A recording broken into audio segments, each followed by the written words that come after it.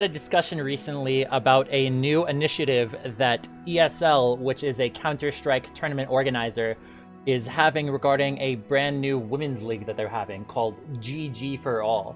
And there's been a lot of controversy surrounding this kind of thing that I got into a little bit, and there's a lot to sort of talk about and go around with here. Basically, the framing of the women's league is largely that there's this idea that the only thing keeping women out of competitive top-tier, tier 1 esports in Counter-Strike or League of Legends is discrimination and sexism. That is the framing in which the original press release was for this GG for All tournament. And there's been a lot of controversy going around that, which started with this tweet from Semler. Onfire Semler is one of the most prolific CSGO casters that there is, and he basically made a small little joke saying, "When will the men-only tournament be scheduled?" Just a small little jab at the tournament. And this caused just dramatic amounts of just absolute just hate and vitriol for what is really just a small joke. But ultimately, Semler's point is that the entire framing of the tournament is that men are toxic.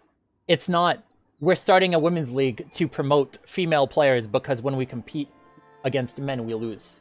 That's his argument for it, is that it's not necessarily that it's sexism and discrimination that's keeping women out of tier 1 esports. He thinks that there are other reasons for keeping other reasons that women aren't competitive at the highest level.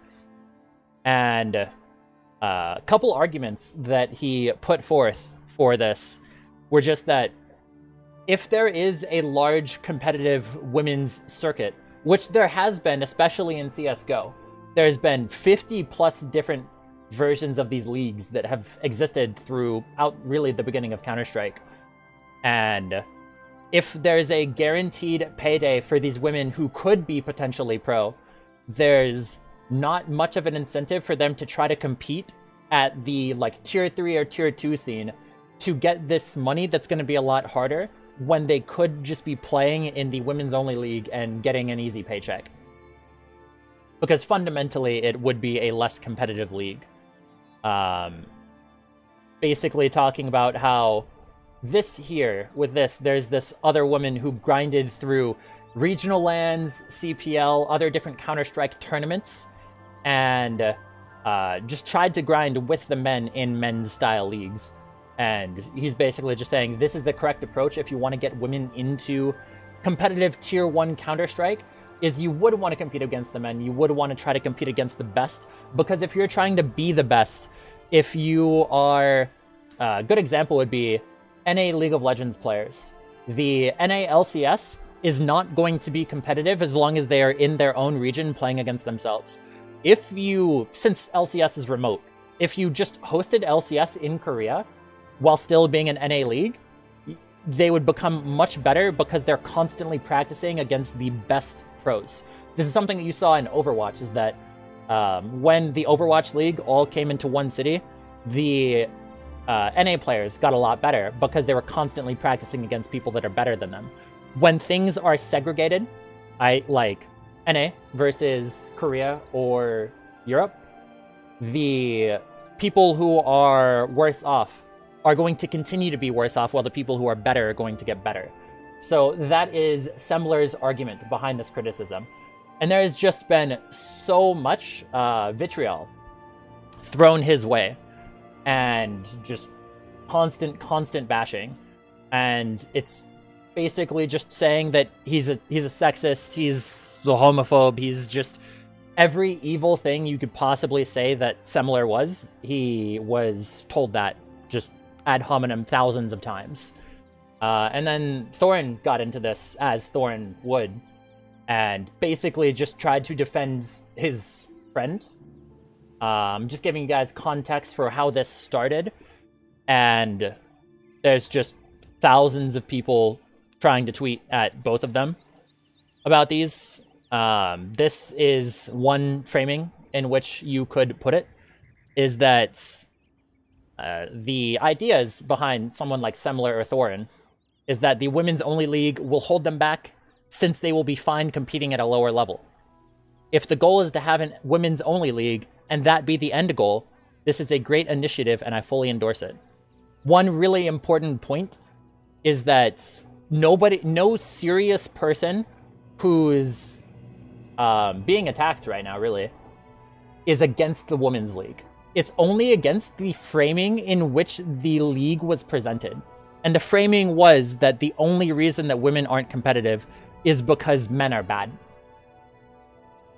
When there's so many other explanations that could be given, and this is the kind of response that you would get.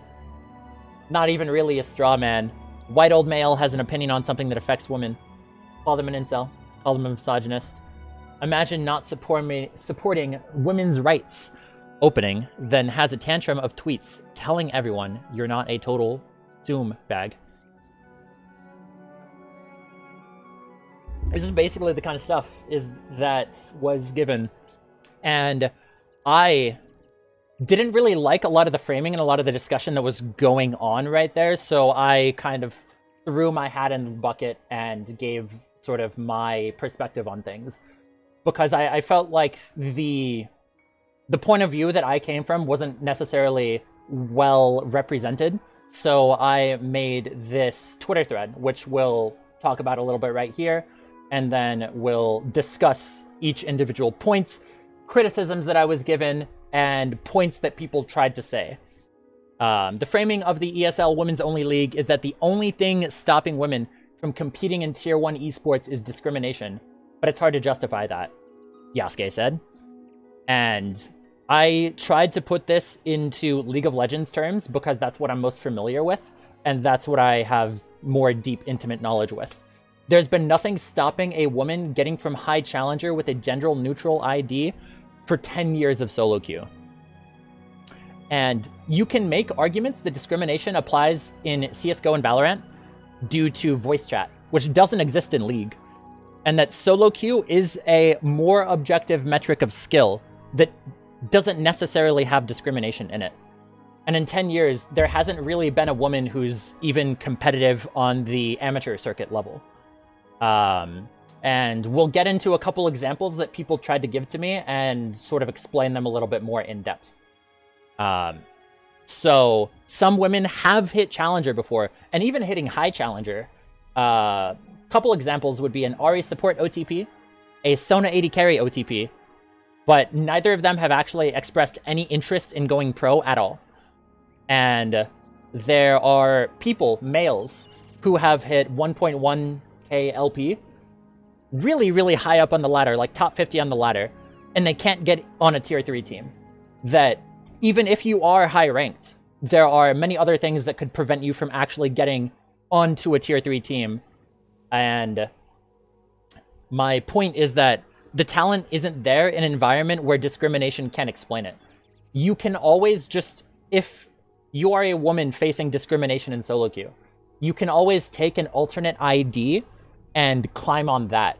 In the same way that a lot of one tricks, a lot of people who play only one champion, oftentimes, if they're off their primary pick, a lot of people will just int them and feed in their games. So a lot of one tricks will create a new account to get rid of that kind of stereotypes that come with their account of, you can only play Cassiopeia, you can only play Tryndamere.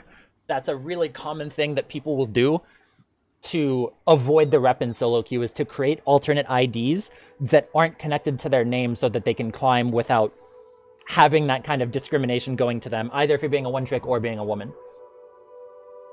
And there's this other aspect, is that a lot of people would say that, oh, it doesn't matter that there aren't a lot of high elo women because a lot of pros aren't high elo before. But the problem is that every person who's made it as a pro was already high elo before they played in a structured environment. There might be some pros in the LCS right now who are in Masters, Grandmasters, like lower ranks, but they all were at the pro level at one point, at the high tier solo queue. And creating a structured environment won't solve the issue of there being a lack of talent overall. And a couple other points that I gave is that there can be positive discrimination. Any high elo player has a lot of people just asking them for free coaching, a lot of women. And that is a thing. A lot of people said that wasn't a thing. Somebody who went against me in this thread is a guy who's publicly on stream coached like 10 plus women in the past couple months for free as a challenger mid lane player. It's very, very common, especially in CSGO and Valorant. They have much more of an e-dating culture for women to be able to get free coaching from the top tier players. Before duo was removed, a lot of the women at the top of the ladder were just kind of people who are duo queuing with like their pro player boyfriends. It's not that there haven't been women who haven't done that, but that was a very common thing. And simply, it's just because a lot of men, even if you're like a high pro player man, you just crave attention from women, you know? And these women's circuits have existed in LoL and CSGO for 20 plus years. And it hasn't done the accomplished stated goal of creating tier 1 ready women, meaning women who are competitive with like the Simples of the world at the LCS tier, LCK tier level in CSGO or Valorant. The 50th attempt of the league probably won't do anything to change that. And another hole in the idea that discrimination is the reason why women don't have success is the success of trans women in esports. There are significantly less trans women who exist in gaming, but they have way more success despite facing way more obvious discrimination. And a lot of the free benefits they would get of getting positive discrimination through coaching wouldn't really exist for them either.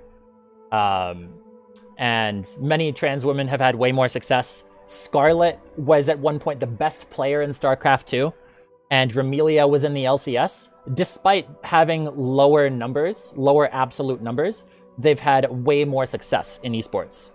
The best example of a woman having success in Tier 1 esports would be Hafu, who had success in 3v3 WoW and Hearthstone. Like, won a couple things, like, was pretty good in those specific esports. However, those also aren't Tier 1 level esports, not like a StarCraft, a League, a CSGO. Not trying to diminish the accomplishments, but it's not a super, super high bar esport. And then looking at chess, which is a close proximity for gaming, as there is not as much of a physical component into it, although gaming does have more of a physical component into it with chess. Things like hand-eye coordination, just real-time strategy, stuff like that. Judith Polgar was the most successful woman ever in chess, peaking at rank 8 in the world for both, being the youngest GM player at the time. She stated that she sacrificed everything for chess. When asked about competing in women's-only leagues, she said that she practices for 6 hours a day, while all other women in these women-only leagues weren't serious about chess. They'd only practice for 2 hours a day, as, in her words, they were more interested in baking, embroidery, homework, etc. That is from the best woman player ever in chess. And to tie this back into League, there's just the concept of like how many women are playing thousands and thousands of games a day. Like, how many are really actually trying to do that pro life? There's so many guys who are top 50 challenger who have really hard difficulties finding a team. And it's not to say women are lazy, but maybe there just aren't actually many women who are skilled that even want to go pro. Even if there was a woman who was potentially able to compete in Tier 1, streaming is safer and less stressful, and women tend to, as a general rule, shy away from risk. You can see this on every level of society. It's just something that women just naturally tend towards, even if it's not something that they're necessarily pushed towards. You look at a lot of big arguments that were going against me were basically that every difference between men and women was based on society and has nothing to do with nature at all. It's all purely nurture.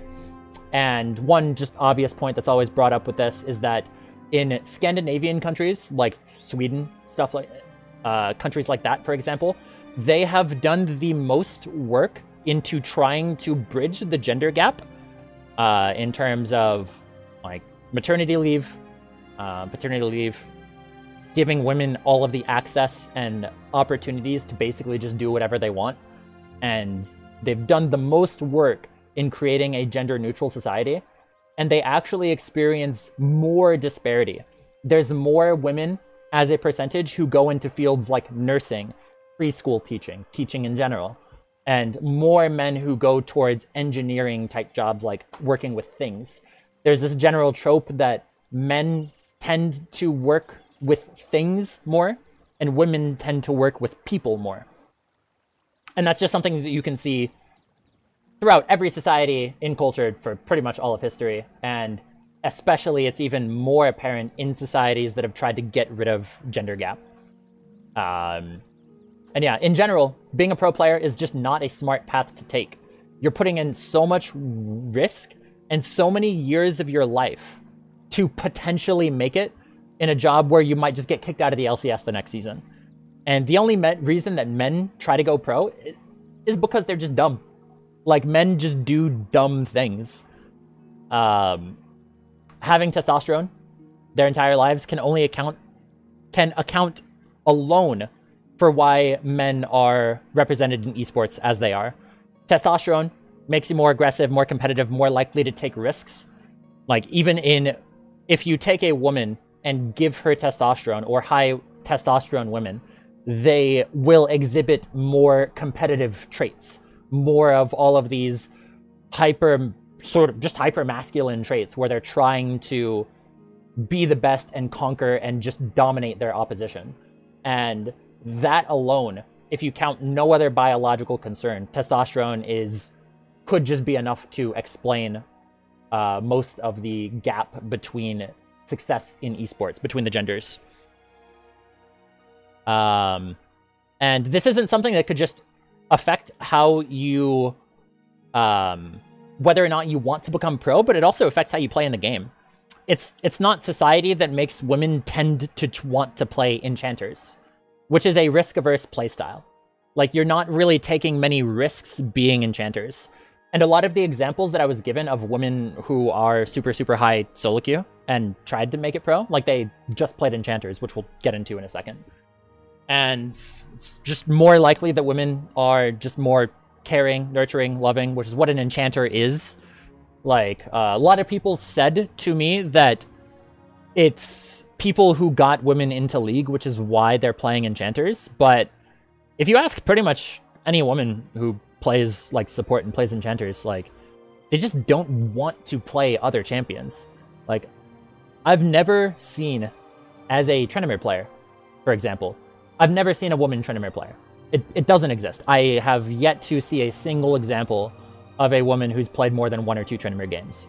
Because just everything about Tryndamere, you got the risk in crits, you've got just unapologetically masculine figure who just dives in. Like, it's just completely antithetical to a lot of people's personalities. Like, the champions and playstyles that you play are dictated by your personality. Like, you can tell how junglers are willing to be more aggressive and more willing to speak their point and are going to be a little bit more likely to be a little bit more toxic or considered toxic, because that's just what you need to be successful in the jungle. Is you can't be somebody who will just get pushed over through adversity. And then this point that I'm about to bring up was one that got a lot of discussion around it, is men are naturally worthless unless they make something of themselves. So they have much more incentive to take risks to go pro to gain status. Women don't have to play that race, and I don't see why they should. This is what I would say is honestly just the least controversial point that I had in the entire time. However, this just got so much vitriol for it. And there's this idea that it was something that I was sort of projecting onto the world. But this is just the reality of being a man. Like, an 18-year-old man who has not accomplished anything has no value until they do something. Like, it is the job of the 18-year-old man to go out into the world and provide value for people. Whereas Just an 18-year-old woman doesn't. Like, they already have natural value through just general just beauty. And like, the best way to sort of describe it is if an 18-year-old man wanted to hang out with a billionaire, like a super high status man, what would he have to do? He'd have to provide massive, immense amount of value. Whereas an 18-year-old woman would have a much easier time being able to hang out with that billionaire for a day on a boat or something. And that's not to say that like women are only useful for their looks or anything. It's just that men don't have that innate value unless they actually provide it to people. So since they have no innate value, they have to take big risks to get some kind of notoriety, to get some status that they don't have innately. Whereas women do have innate status. And a lot of people on League Twitter tried to argue this. But then you see in League Twitter, there are examples of women getting 1,600 followers on Twitter within 12 hours of their account existing, simply because they posted a thigh pic, you know? Like, it's not... It's very clear where the sort of value lies. The typical way to explain it is that an 18-year-old man starts off with low value, and then the older they get, the higher their value can go. Whereas women start off high value and then slowly go on to have lower value. Like, and that's a sort of a dating market idea. If you have a 40-year-old woman versus a 40-year-old man, if the man has done things with their lives, they're going to have a lot more value. And I don't see anything wrong with women not having many pros, because there might not just be women trying to grind so many games for a tiny, tiny, tiny chance. And if a woman does decide to, they shouldn't be stopped. There is very clear, real sexism that exists in the scene. I've talked to a lot of women who have even combated against me publicly, and that there is some very heinous things that people do. And honestly, just League players are disgusting creatures. But a lot of this stuff that you will hear of the experiences come from non-endemics, meaning people who are outside of the scene. It's not as common for people who are endemic to the esports scene, meaning like they come from esports, to establish the sexism. It's people that come from the corporate world into esports, and then they try to bring their corporate world stuff into that. That's typically where a lot of it will come to, especially with women who are already successful in other roles in esports. And this is a big point to talk about, is that nobody is against the Women's League. Me, Thorin, Semler, none of us are against the Women's League for the sake of itself. If we just want there to be a Women's League where they can compete, they can play competitive League, there's nothing wrong with that. But there's not a lot of evidence that the 50th attempt will achieve its goal of getting women into Tier 1 esports. And I said that the prize pool should be 10 times what it is now, and that there is money that exists there, and that it's not something that, like, 50K might not be enough, you know? It's not really going to give any answers to the question. Whereas if this league doesn't provide high-quality talent, then people could just say that the prize pool wasn't enough. Whereas if it's 5 million, then we can maybe get a little bit more answers. And it's a male characteristic to be hyper-competitive at a children's game, playing 16 hours a day. And I don't think that it's fair to judge women on the metrics that are typically male-associated. Like, it'd be the same thing of trying to compare men to the level of, like, women's things, and it's just not a fair thing to do. And this is also another point, is that there's not anything against the Women's League in terms of money being taken away from the men's league, and not even the men's league. There is no such thing as a men's league. There is an open league, and there is a women's league. So all of this money is coming from outside of esports. It's coming from marketing firms that went to ESL and said, we will only give you this money for a women's only project. And so ESL wanted that money, and so they made their own women's only project. None of this has anything to do with developing talent or PR talk, which is basically what everything is just PR talk. Team orgs also have the same schemes with sponsorships, is that there will be team orgs that have sponsors that say, hey, hire a bunch of women streamers, and they'll just do it. And they don't actually care about the women streamers, they just want the free money from the sponsorships. You can see that with a lot of orgs. Might be able to guess at which orgs those are. It's just a very common thing that is within the tech sphere. And there's not anything inherently wrong with that. It's just that this money isn't being taken away from the men's scene at all. And there are also studies showing that men get harassment online, but when women are harassed, it's more likely to be based off of sex. This makes more sense, but it can appear to seem that women are harassed more. Basically meaning that this is something that you can even see in solo queue, is that people are less likely to flame a woman in solo queue. But if the woman, when the woman is harassed, they are going to be harassed because of their gender. And this is a typical thing of understanding the psychology of trolls, is that trolls will always try to attack you for the thing that they think that you are most self-conscious of. So if they think that women are going to be most self-conscious about their gender, then they're going to be attacked on that. If somebody is fat in real life, they're going to be attacked on being fat. If they are a one-trick, they're going to be attacked on being a one-trick. Like, common thing you'll see people say is, like, you're hard stuck. Like, that's something that is said because it gets to people. It, like, just riles them up.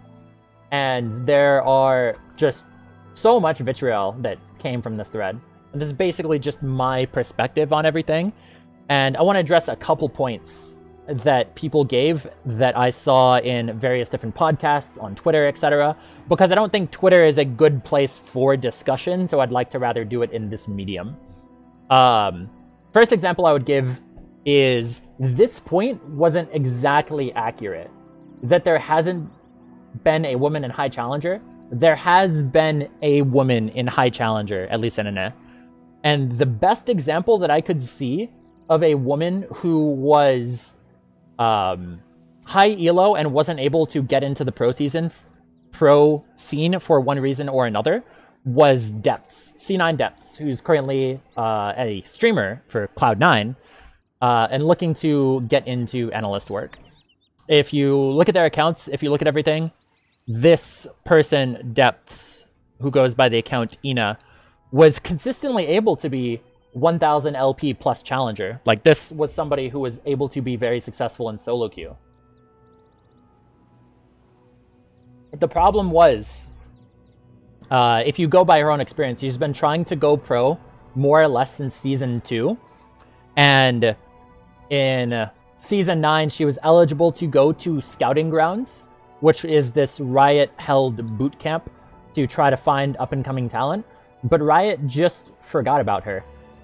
And didn't even notice that she was actually eligible until the last second, so she wasn't actually able to go. And the problem with this specific person getting into the pro scene is that for 6 years, as far as I can tell from every account that I've seen publicly, they exclusively played enchanters. Every single season up until season 8 or 9 was nothing but enchanters when it came to the support role. She also played Katarina, she played Rumble, but those aren't necessarily support champs, so they wouldn't actually matter for the support role. So there's this one concept that I would argue that people who play one class of champions are effectively just a one-trick. If your champion pool is Lulu, Janna, Nami, Karma, Sona, Yumi, you're basically a one-trick. That isn't not a competitive pool, and even if that was a male, I wouldn't put them on my team if I was responsible for creating an academy team or something like that. So it wasn't until Season 9 when Scouting Grounds was a thing in which this person, Depths, actually added engage supports to her champion pool. And at that point, the discrimination fell on Riot, which one could speculate whether or not it was sexism on Riot's part that stopped them from accepting her into scouting grounds or something else, but the blame for that aspect of her career at the end when she finally learned other champions is sorely on Riot. But this is just kind of a good example of, this is a high elo woman. This is the best example that I was given of a woman who is consistently high challenger, and it's nothing but support players, despite saying that she wanted to go pro. And I'm not trying to pick on her specifically, it's just that I don't really have other examples to give of high elo women trying to go pro. So yeah, I look at screenshots, I look at everything. It's a lot of Janna, a lot of things like that, and did somewhat respond to my thread in which, yeah, basically just missed scouting grounds, and said that she had offers for 4 other different teams, but didn't want to go on to them because of something that the players said in solo queue. And if that is true, which is totally valid, a lot of pros will tell other pros, like, I'm going to do terrible things to your mother, and I hope your entire family gets these terrible diseases. And they just have absolute vitriol for each other. And then the next season, they're on the same team with each other. It's just a very common thing. And that I don't necessarily like the idea of, like, one is the champion pool issue. But also it's that if there was the opportunity and it wasn't taken, there isn't really a lot to say that it was because of, like, sexism or something.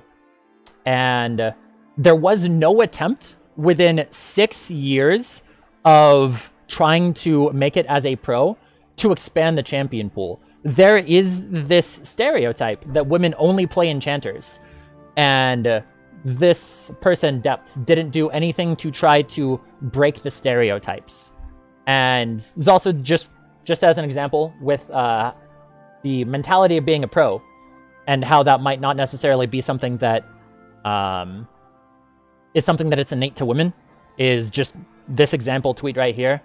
I realized something today. I suck so much at confronting things with people I really like. Like, the thought makes me so stressed about confrontation has a negative connotation. At times, I'll go silent until it's way too late. That is a not good trait to have when you are trying to be a professional player. And again, I'm not trying to attack this person, but this is just the best example that I'm given of a woman who was potentially having the skill to get into pro, but then wasn't due to other factors. And so one other thing that I wanted to respond to was this post by the only person who actually is a female CSGO player who regularly participates in women's leagues, who interacted with my post, is CLG bENITA, who is, for context, one of the most legendary women in the one of the most legendary players in the entire women's CSGO scene. She's basically won every single LAN she ever attended, except for one, in CSGO, has been playing competitive CSGO since 2009, and has been playing in all of these women's leagues since the inception of it.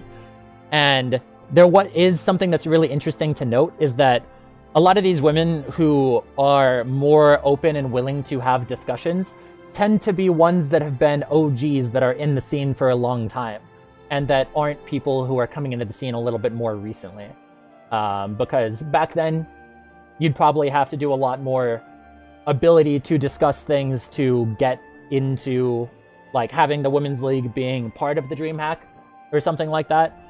And there is this point of this video from Richard Lewis that she wanted me to address, and I will do that.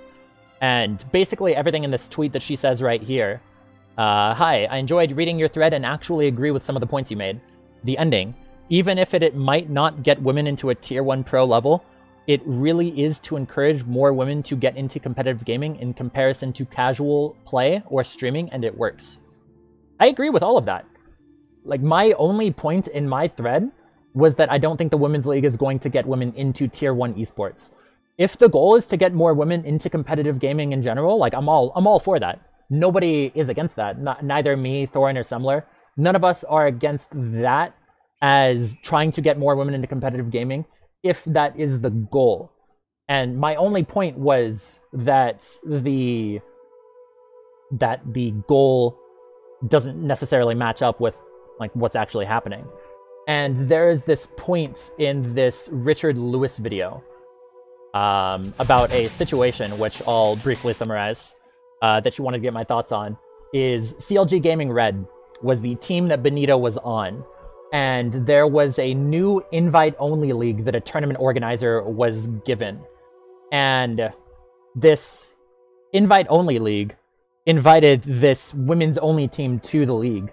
And there were a lot of just, like, vitriol going at this, just saying that they were only in there because there were women.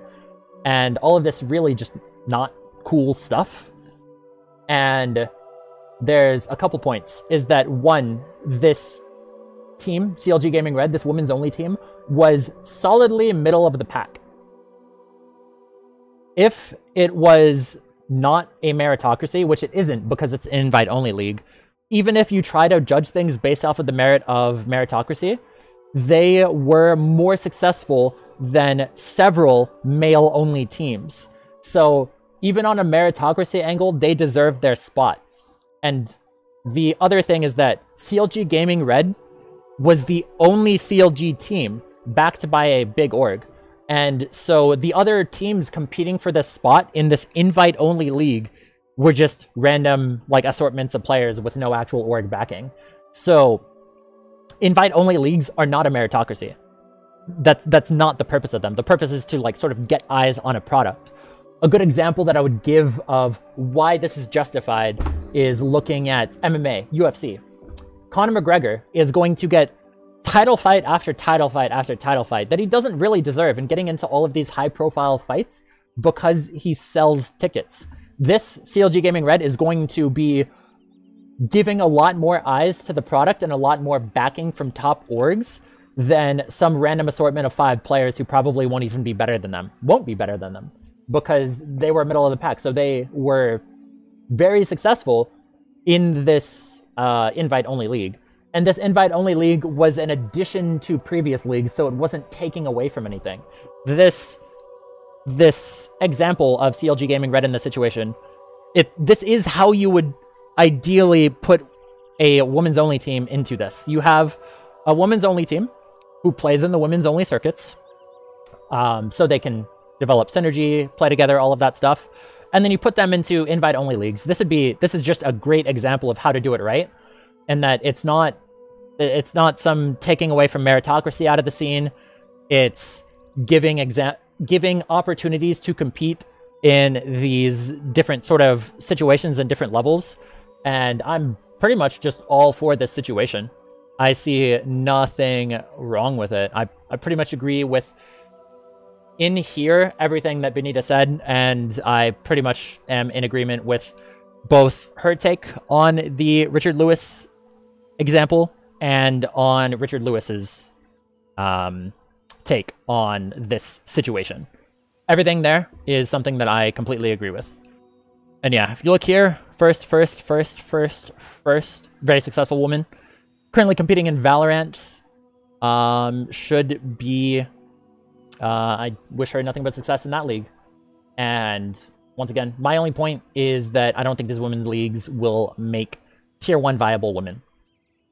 So we'll go over to a couple other points that people talked about, is that this hurdle right here is that even if a woman was in high challenger, would they be taken seriously?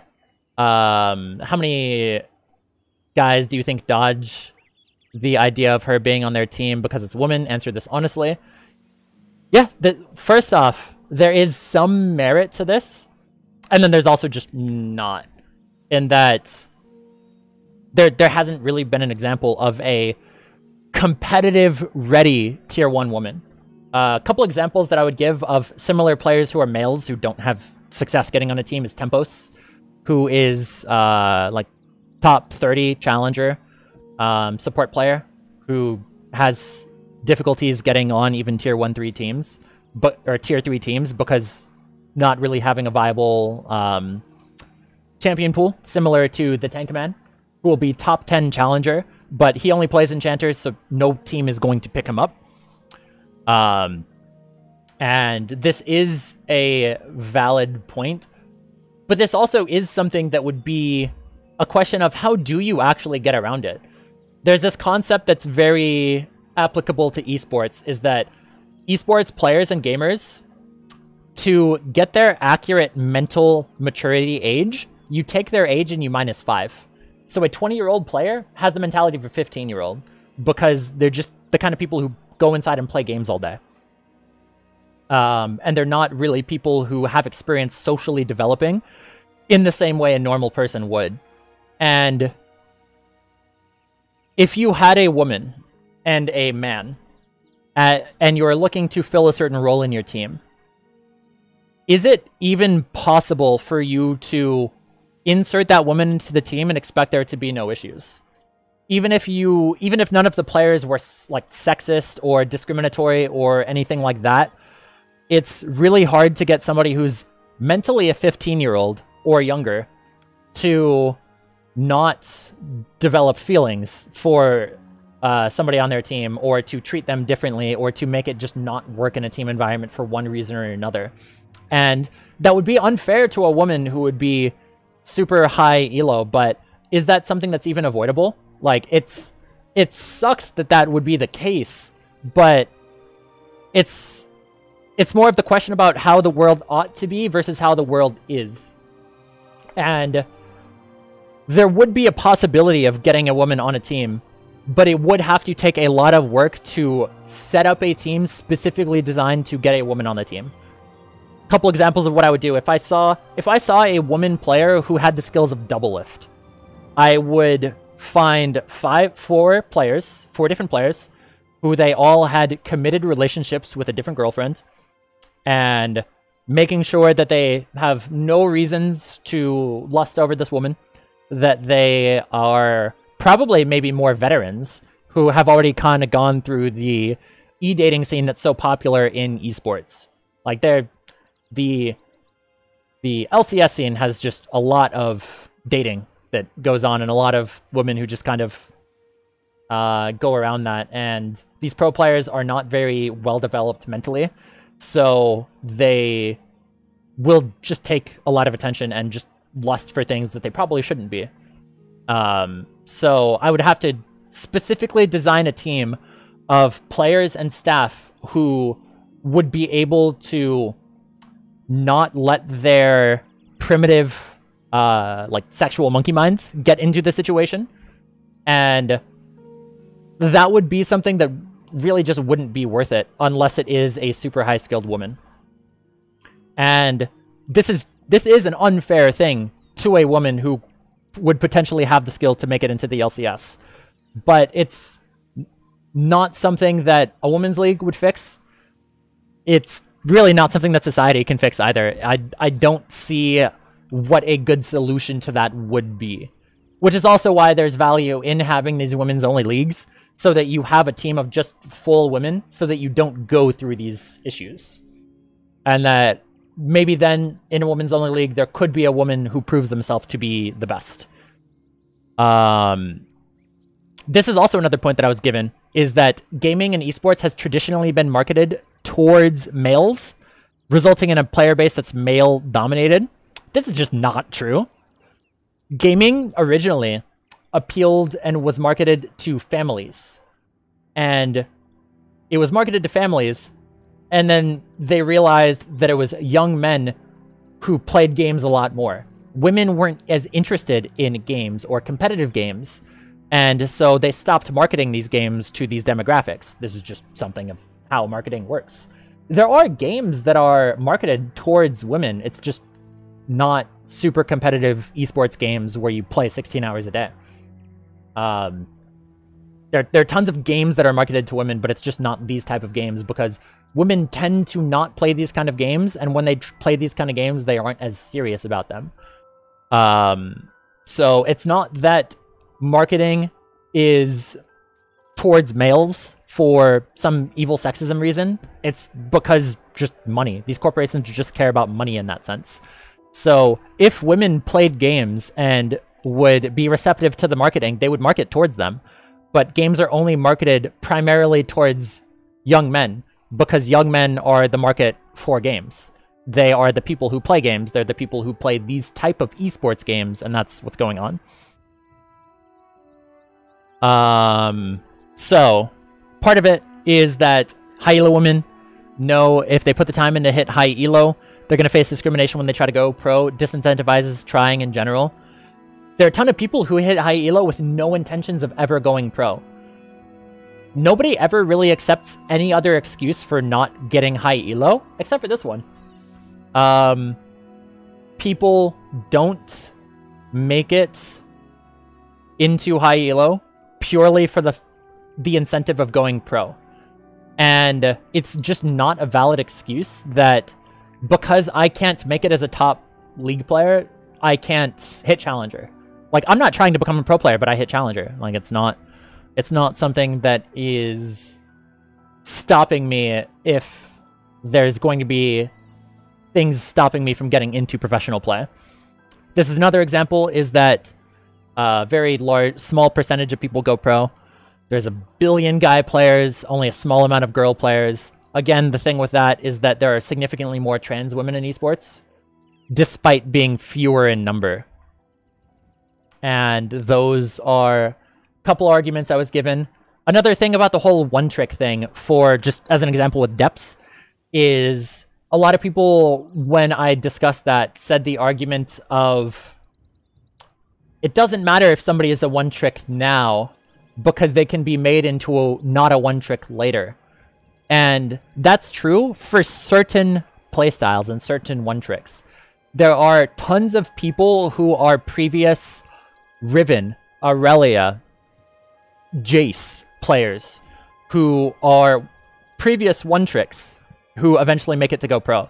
Because the skill set to be a Riven, Aurelia, Jace player is super high mechanics. And that's something that you can't teach people. When it comes to support one-tricks, you'll often see a lot of Thresh one-tricks. Remelia was a Thresh one-trick. There are not as many skills that translate from Enchanter player to other roles. Because Enchanters have a very specific playstyle that is completely different from what a Leona or a Rakan would play like. Those champions have to go really hard in engages, and if they fail the engage, they lose, like, they potentially lose the game off of failing the engage. Whereas Enchanter champions, they gain a lot of value as a flat baseline. If you're just staying alive and you're just pressing your buttons on champions, you'll guaranteed get value. Whereas something like Leona, if you don't get the engage, it's either a useless engage or a good engage. Like, it's a very much more binary thing, whereas there's much more of a base value, and the skills of a Enchanter do not translate to an overall well-rounded playstyle. Like, just a way of explaining that is, if you go into solo queue, having a filled Enchanter player is the worst player archetype to be filled. If you have a mid laner filled to jungle, they might do well. If you have a top laner filled to mid, they might do well. AD carry filled to support, they might do well. But if you have an Enchanter player filled to something else, they are not typically going to succeed at the same rate as any other role. Because the skills of an Enchanter player do not translate as well. I believe those were most of the arguments that I was given. And, like, so many people basically just thought that I was against the Women's League existing, which I said multiple times that I wasn't. And just so much just misinterpretation of what I was saying. The only point that I was making in my post is that women are not represented in esports for reasons other than discrimination. That's basically my only point. And another really interesting thing about all of this is that ESL, right? ESL, GG for all. So many people expressed so much just absolute hatred, vitriol, defamation of character, so many different things to me, Semler, and Thorin. And these people attacked all of us for small little jokes. This joke, me making small little post, you know, very just small things. And then ESL recently got bought out by the Kingdom of Saudi Arabia.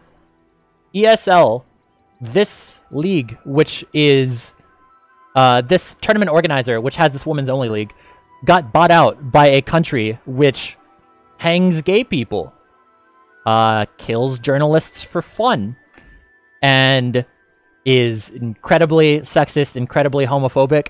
Not a word from any one of these people who are attacking me, Thorin, or Semler. So it's not any kind of principled, objection to sexism or racism. It's that if you attack us, we can't punish you at all. Or there will be no blowback to you. There will be no detriments that come to you as a person. Whereas these people who aren't attacking the league that is now owned by Saudi Arabia, that's responsible for a paycheck. So it just shows that the attacking will happen only when it doesn't actually matter and there's no skin in the game. Whereas nobody is attacking ESL because they want a paycheck from ESL. Because it is a big league and it's not a popular thing to do. It's a very similar thing with people will attack me or these other people for small little jokes or just a eloquently laid out post. Whereas Riot has not only not fired the people who are responsible for all of this harassment, the person who dragged his balls on his employees' faces and like farted in people's faces, that person not only didn't get fired, but they got promoted. So Riot has done nothing that wasn't legally mandated by the state of California for them to do. They've done nothing to actually solve their harassment issue. But nobody is going after Riot because Riot had a 1-week women's only boot camp. And so because they have the PR and they have this this small little kind of like virtue signaling gesture, all of a sudden it means that they're clear and they're free. Like, it doesn't matter all of this sexism that they've done in their history, all of these things that they've covered up, all of these things that they haven't done anything about. All that matters is that they say the right things and they do this 1-week boot camp, which doesn't really do much. And all of a sudden they're off scot-free because of that. And LPP silences creators, even if any of those creators were going to say anything. So it really just kind of shows that it's not really any principled objection to sexism. Because if it was a principled objection to sexism, you'd be going after the people who literally fart in women's faces or literally, like, potentially kill women for not wearing a certain headdress, you know? Like, you... It needs to be understood that this isn't any kind of principled objection to people like us. It's just generally just vitriol. And I'm not somebody who's looking to be a people pleaser. I'm really just wanting to say something that I felt wasn't represented. And I get all of the hate for that over people who actually do real sexism and, like, prevent depths from getting into scouting grounds. These people do actual harm, and they're not given any repercussions for that because they say the right things and they do a couple little meaningless gestures, whereas people who do a joke, people who say the wrong thing, even if they've done so much work for women, like, there's nobody in esports who has done more work for women than Thorin. Like, Emily Rands, Kelsey Moser, Frostgiren, tons and tons of different women that he's helped. And all of it, like, just because he says a couple things that aren't, like, pro everything about the way that the framing of this women's league works is enough for him to get a ton of hate. And it's funny that a lot of this thread, there were some people that were like, hey, Yasukeh, you know, you laid out everything pretty eloquently, and Thorin and Semler, they're just evil, like, misogynist bigots. But a lot of this thread, a lot of this information literally came from a Thorin video on women in esports. Thorin's thoughts, women in esports, which I'll link down below. A lot of the information in this thread, not only stuff that I agree with, but like the Judith Polgar example was something that was brought from that video. So people were agreeing with me and against Thorin, even though this is all stuff that Thorin, like, more or less agrees with, and things that Semler agrees with. Like, these people, this is the viewpoint of these people, but Twitter is not a place for these kind of nuanced discussions that I was trying to put in this very long thread, is trying to explain a little bit more nuance behind these things. And they've already gone through the ringer, they've already tried to do this stuff. They're already kind of black-pilled on the idea of using Twitter as a discussion platform. But I am not, so I think that should wrap it up. See you guys in the next video. Those are just my thoughts on the Women's League, my thoughts and addressings to the criticism. One more thing is that there is real sexism. There is a lot of real negative stuff. And when women get harassment, oftentimes it is significantly worse than the harassment that men get. I've heard stories of just doxing every woman that exists in early league scene, DDoSing, etc. Like, it's just some really heinous stuff. But that's also not my argument. My argument is not that discrimination doesn't exist or the women's league shouldn't exist. My argument is only that a women's league will not help women be competitive in tier 1 esports like LCS or CSGO majors.